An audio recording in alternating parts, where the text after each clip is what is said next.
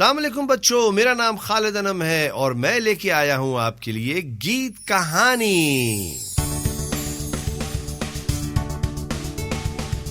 سنو سنائے تمہیں کہانی، کچھ ہے نئی کچھ پرانی، سن لو ہماری زبانی۔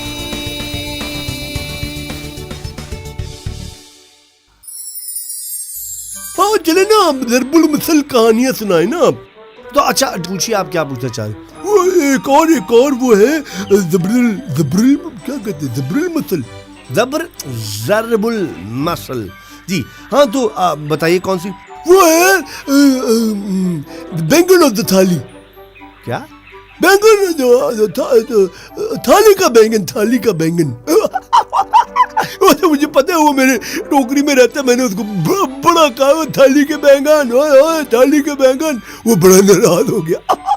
بری بات ہے بھائی، تھالی کے بینگن آپ کو پتا ہے کسے کہا جاتا ہے؟ نہیں، جو مجھے بینگن ہوتا ہے تو تھالی میں بیٹھتا ہے، وہ تھالی کا بینگن ہوتا ہے، اور کیا کوئی پلیٹ کا بینگن ہو جاتا ہے، کوئی ڈش کا بینگن۔ میں تو فریج کے بینگن کو بھی جانتا ہوں، وہیں بیٹھا رہتا ہے ٹھنڈا ہو کے۔ بری بات ہے۔ دیکھیں معلوم میاں، آپ اپنی باتیں، آپ نے جب پڑھائی کی بات کرتے ہیں نا، تو پڑھائی میں مذاق نہیں کرتے۔ بچوں، تھالی کا بینگن بھی ایک ایسی مثال ہے جو کہ استعمال ہوتی ہے، اور وہ کہاں استعمال ہوتی ہے آپ کو یہ سمجھانے کے لیے نا، آپ کو یہ کہانی ہم سناتے ہیں۔ رافیہ نے بڑا سا گول بینگن دھو کر تھالی میں رکھا۔ بھئی لے کر جو چلی تو بینگن لڑک کر نیچے گر پڑا۔ اس نے زمین پر سے اٹھا کے دوبارہ دھویا اور اسے تھالی میں رکھا۔ اب جو چلی تو بینگن نے پھر سے ایک لڑکنی کھائی اور زمین پر آ پڑا۔ رافیہ نے جھنجھلا کر کہا، عجیب بینگن ہے، اسے ایک جگہ قرار ہی نہیں ہے۔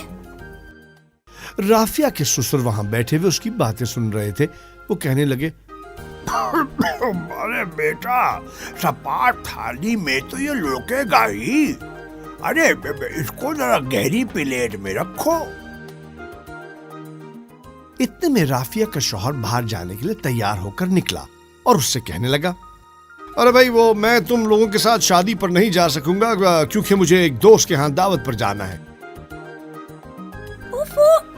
مگر کل تو آپ نے ہمارے ساتھ شادی پر جانے کا پکا وعدہ کیا تھا۔ رافیہ منہ بسور کر بولی۔ شوہر نے خفا ہو کر جواب دیا، اوہو، مگر میں نے اب یہ ارادہ بدل لیا ہے، میں نے دوست سے وعدہ کیا ہے کہ میں اس کے پاس آؤں گا، بس۔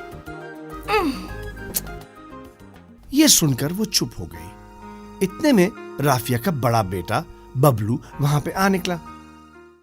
امی کیا پکانے لگی ہیں؟ میں نے بینگن نہیں کھانے، آلو بنائے نا پلیز امی، آلو بنائے نا۔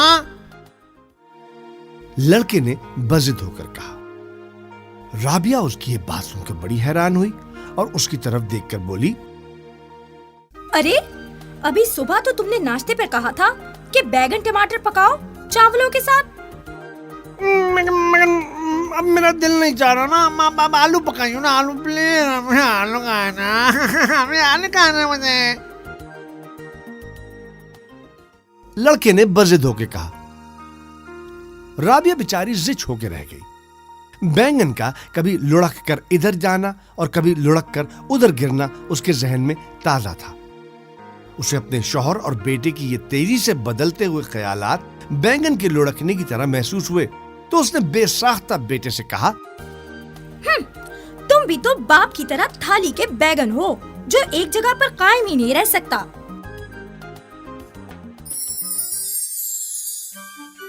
جی جناب، تو آپ کو کیا سمجھ آیا آلو میاں؟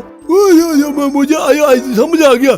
دیکھیے، ایسی صورتحال میں جب کوئی شخص اپنی بات پر قائم نہ رہ سکے اور بار بار اپنا فیصلہ بدلے، اسے تھالی کا بیگن کہتے ہیں، ہے نا؟ واہ واہ واہ آلو میاں، بالکل ٹھیک کہا آپ نے۔ بچوں، آلو میاں نے 100% اس کا مطلب صحیح نکالا ہے۔ تو آپ بھی ذرا احتیاط کیجئے گا، جب بھی کوئی بات کہتے ہیں نا تو اس پہ قائم رہنے کی کوشش کریں۔ اگر بار بار اپنی بات بدلیں گے تو پھر لوگ آپ کو بھی تھالی کا بیگن کہیں گے۔ بچوں، یہاں تک کہ آپ سے ہم اجازت لیتے ہیں، پھر آپ سے ملاقات کریں گے۔ امید ہے آپ کو یہ ضرب المثل پسند آئی ہوگی، سمجھ آئی ہوگی۔ آپ کو ہم اگلی دفعہ اور بھی ضرب المثالیں دیں گے، آپ کو یہ تمام کہاوتیں سنائیں گے. امید ہے کہ آپ کے اسکول کے کام میں بھی یہ آپ کی مدد کریں گی اور آپ کے کام آئیں گی. تو اگلی دفعہ کے لیے مجھے اور آلو میاں کو مسل سے آلو میاں بدتمیزی نہیں، ضرب المثل. جی مسل. ہاں تو ٹھیک ہے، ضرب المثل سے یہ آج کی اتنی کہا. مجھے بھی آپ ہلا رہے ہیں آلو میاں، کیا بیکار کی باتیں کر رہے ہیں. اچھا دوستو، آپ سے اجازت لیتے ہیں. سنتے رہیے گا آپ ہماری یہ کہانیاں ہر دفعہ نئے انداز سے، نئے طریقے سے. آج تک کے لیے اجازت. خدا حافظ. خدا حافظ.